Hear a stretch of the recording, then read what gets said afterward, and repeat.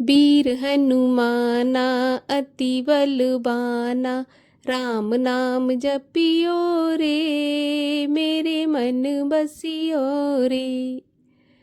बोलिए हनुमान जी महाराज की जय।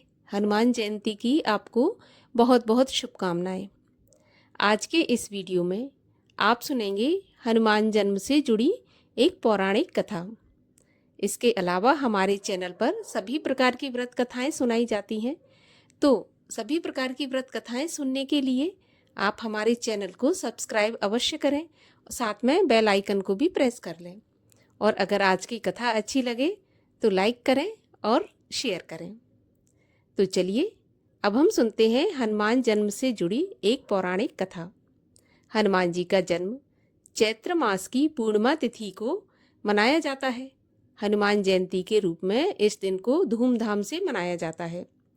कहा जाता है इसी दिन माता अंजना के गर्भ से भगवान श्री हनुमान ने जन्म लिया था। इस बार साल 2025 में 12 अप्रैल 2025 को हनुमान जयंती मनाई जाएगी। इसी दिन हनुमान जी के मंदिर में जाकर हनुमान जी की पूजा अर्चना की जाएगी, प्रसाद वितरण किया जाएगा। इसके अलावा हनुमान जी की चालीसा, सुंदरकांड का पाठ और हनुमान जी के जन्म से जुड़ी कथाओं का श्रवण और पठन भी किया जाएगा।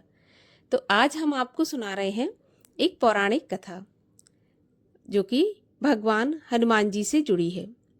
राम भक्त हनुमान जी को कलयुग का सबसे प्रभावशाली देवता और भगवान शिव के 11वें रुद्र अवतार के रूप में माना जाता है। एक पौराणिक कथा के अनुसार जिस समय असुरों और देवताओं में अमृत प्राप्ति के लिए समुद्र मंथन किया गया था, तब अमृत के लिए देवता और असुर आपस में झगड़ने लगे। इसके बाद भगवान विष्णु ने मोहिनी रूप धारण किया। जब भगवान शिव ने भगवान विष्णु के मोहिनी रूप को देखा तो भगवान शंकर वासना में लिप्त हो गए। उस समय भगवान शिव ने अपने वीर का त्याग कर दिया। उस वीर को पवन देव ने अंजना के गर्भ में स्थापित कर दिया, जिसके बाद चैत्र पूर्णिमा को माता अंजना के गर्भ से हनुमान जी का जन्म हुआ। इसीलिए 11वें रुद्र अवतार हनुमान जी को माना जाता है। वानरराज केसरी और अंजना ने भगवान शिव की घोर तपस्या की थी। उनकी तपस्या से प्रसन्न होकर भगवान शिव ने उन्हें वरदान दिया था, वह अंजना की कोख से जन्म लेंगे।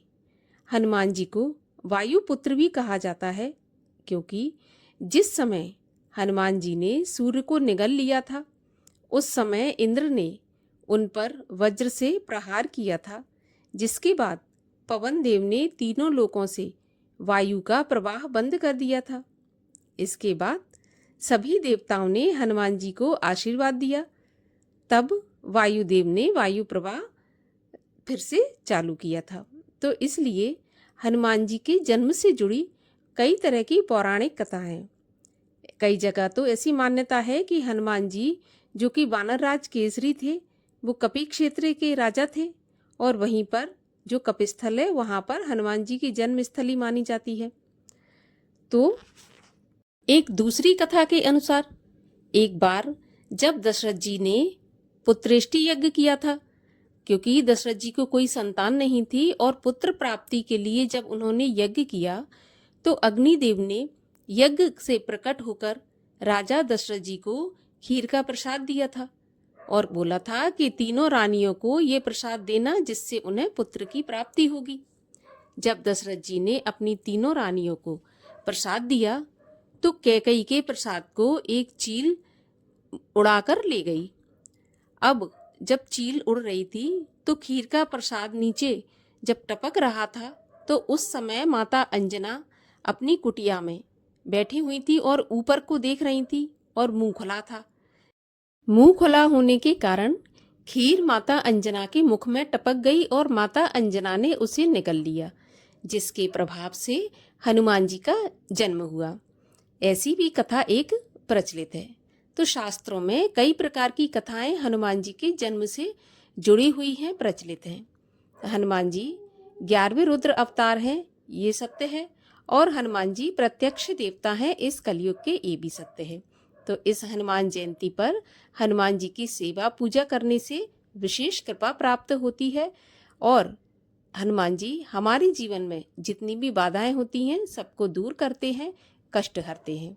तो आप सभी को हनुमान जयंती की बहुत अधिक शुभकामनाएं। ये थी आज की वीडियो। अच्छी लगी तो लाइक अवश्य कीजिए और चैनल को सब्सक्राइब कर लीजिए।